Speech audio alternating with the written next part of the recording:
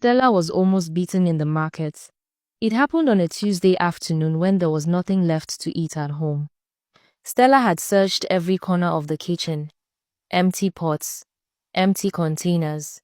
She told her mother she was going for a walk to clear her head, but really she just needed to escape the empty house. The market was busy and loud. Women were frying akara and selling rice.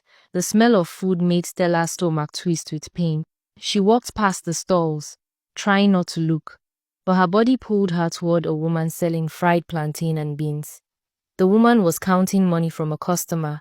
Her back turned for just a moment. Stella's hand moved before her brain could stop it. She grabbed the wrap of food from the table and started running. She did not get far.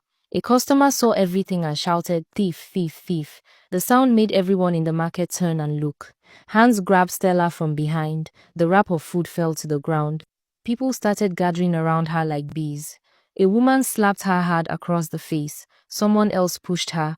Stella fell to her knees, covering her head with her arms as more people came closer, ready to beat her. Then one voice rose above the noise. It was an old man selling vegetables nearby. He said she must be very hungry to steal food. He said people should show compassion because it was just food, not money or jewelry. But others disagreed loudly. They said hunger was no excuse for stealing. They said if they let thieves go free, everyone would start stealing. The arguments went back and forth while Stella knelt on the ground, wishing she could die right there. Finally, a young man in a clean shirt stepped forward. He asked how much the food cost. He paid the woman who owned the stall and told them to let Stella go. Nobody touched her as she stood up and walked away, but their eyes followed her all the way out of the market. She did not take the food.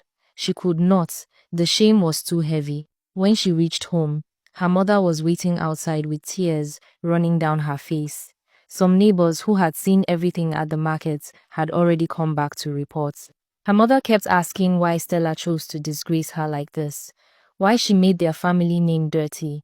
Stella sat on the floor and said nothing. What could she say? This was not who she was before. She had never stolen anything in her life, but the hunger had turned her into someone she did not recognize. She felt sorry, truly sorry, but the words stayed locked in her throat. Her mother cried for hours that night.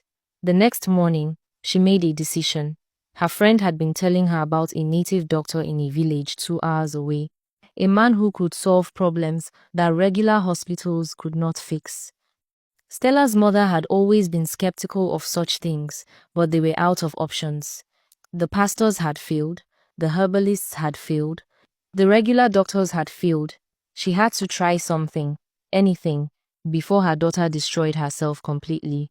They traveled by bus to a small village surrounded by palm trees and red dirt roads.